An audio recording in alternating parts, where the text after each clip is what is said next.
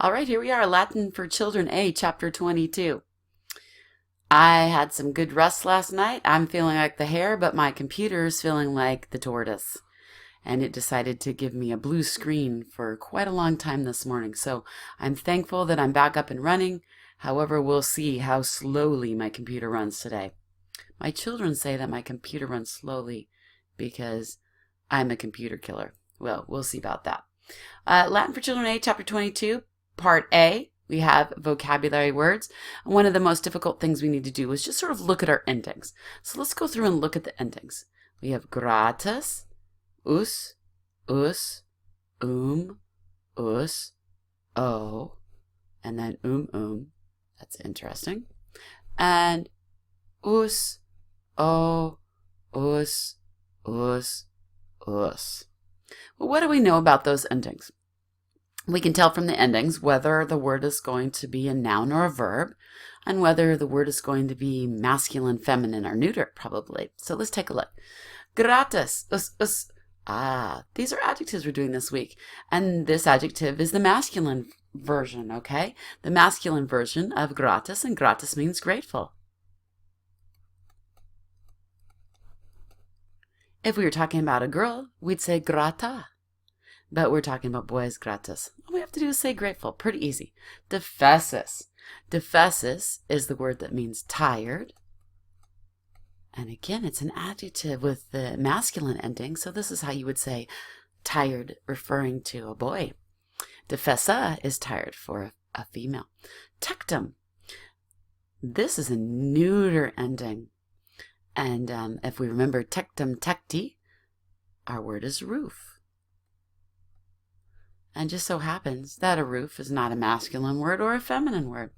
Tacitus, tacita, tacitum, silent. And here they've given us the boy version. If a boy is silent, it's tacitus. If a girl is silent, it's tacita. Arro. Oh, we have an O on there. Well, O is I because we're on a verb. Arro, arare, I plow. And our silly way of memorizing that is, what does a farmer plow? He plows a row. Arro, I plow. Dictum factum.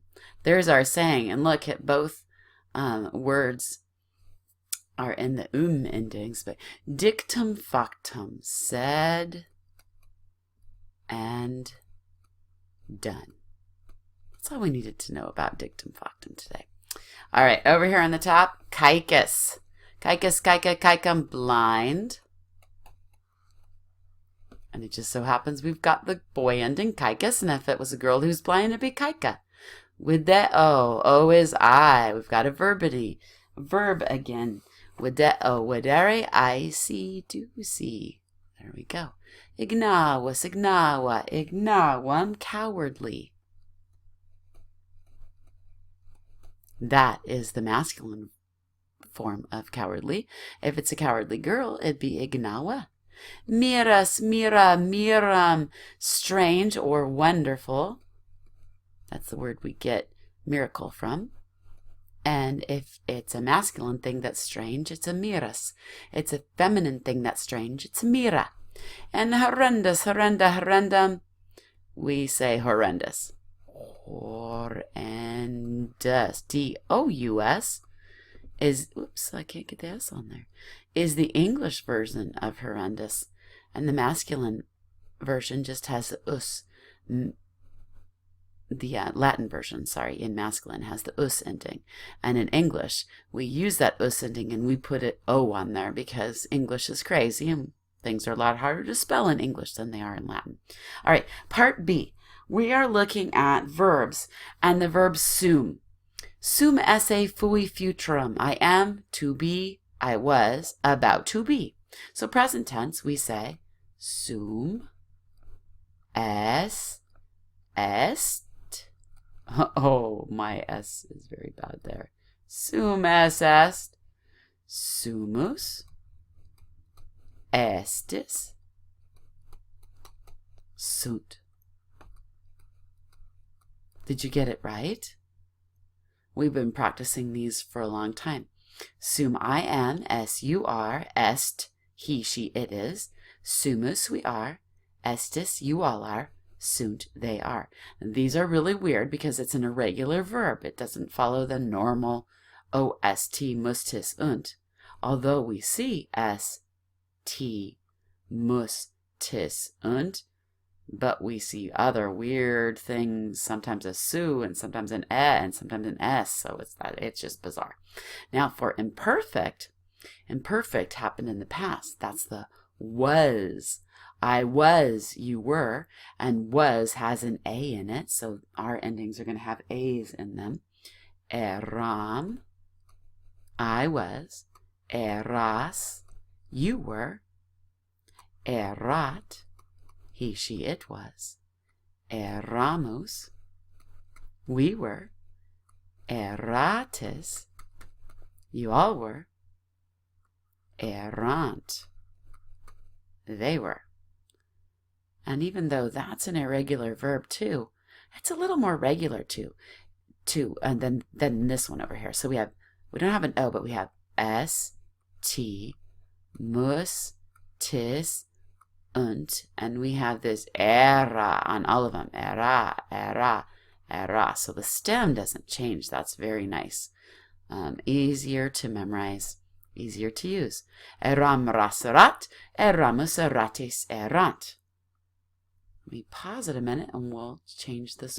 Okay, we did C together in class, and now we're going to take a look at D, and then on the next page, which is the derivative worksheet, I'd like to talk to you about a few derivatives, and let's learn some new words this week. So in D, for derivatives, blanks are strange and wonderful happenings, and it comes from the Latin word mirus.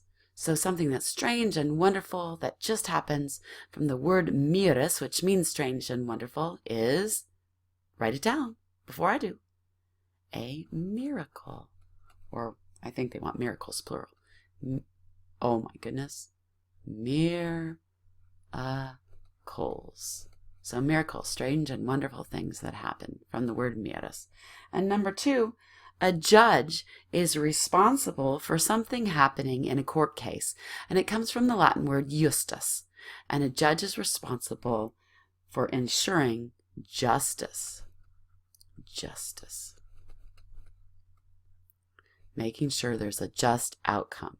And if you flip your page over, let's look at some of our wonderful English words that we've stolen from the Romans. And at this point, this is kind of a bonus section.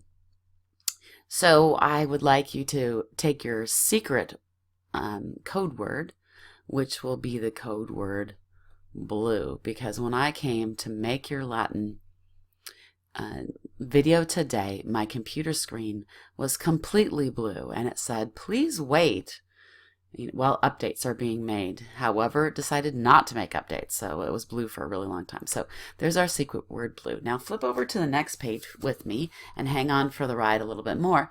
We have the Latin word sordidus, which is dirty, and we have the English word sordid. So if something's going to be nasty or yucky or dirty or gross, you don't want to listen to it. So if someone says, I want to tell you the sordid details, I'm going to tell you the ugly, nasty details of what went on, you'll say, no, I'm sorry, I don't want to listen to anything that's sordid or see anything that's sordid. The Bible says we need to think on those things that are good and worthy. So sordid things are not good and worthy. Tacitus. Tacita, tacitum, silent. And we get the English word taciturn. And so in English, the k becomes a s, taciturn. If someone is taciturn, they're reluctant to speak. They don't really want to speak. They decided that they want to be silent. Sometimes you might be taciturn. I know my boys are taciturn in the morning, and they let me know that because in the morning I wake up and I make them breakfast and I just want to talk, talk, talk, talk, talk, and my boys are very taciturn. They do not want to talk, and they do not want me to talk to them. All right, on your derivative worksheet, there's some derivatives for caecus, and they have to do with the inner intestines, so I'm not really sure why they put them in there, and I think they're a little beyond me, and I don't want to go there. So let's go to gratis. Gratis, grata, gratum, grateful. In Spanish, we say gracias, which means thank you. All right, so full of grace, grateful, and gratitude. Those ones come straight from gratis, and you can see them there. Justus, justa, justum, just, and we get justice. The I turns into a J in the Middle Ages, and that's why it's just and not just in English, because language has changed. So that one's a pretty easy derivative.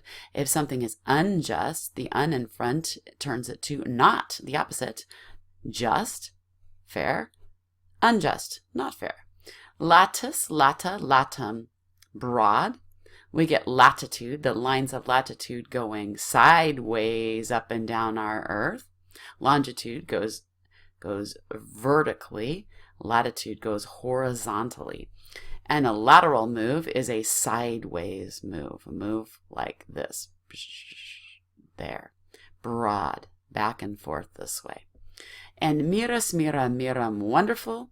We get mirror, which is kind of weird. So maybe when you look in the mirror, you see something strange or something wonderful. I think it depends on your mindset.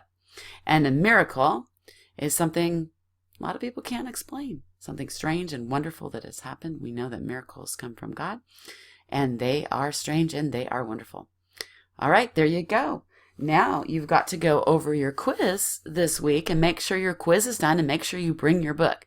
Make sure you don't forget the secret word that I gave you to put on your quiz. And if you want to write it down in your book quiz, that might help you. Remember, sharing the secret word with people in class is not fair. It is unjust. It is not right to share the word with people who haven't listened to the video and heard the word. If you listened to the video and didn't hear the word, maybe you didn't listen well enough. Maybe you need to re-listen. Down at the bottom of your quiz, where it says preposition, remember we covered those in class. A preposition is a special group of words that connects a noun, or a pronoun to the rest of the sentence. So just as we looked at it in our grammar definition, you're going to have to memorize that definition and be able to write that out. So that's really a 4th grade expectation, to memorize that. The object of the preposition is the noun or the pronoun that is being connected to the rest of the sentence. That's pretty easy. And a prepositional phrase is the preposition and the object of the preposition put together.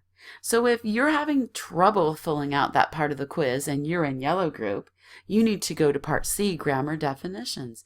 You need to work on memorizing those this week.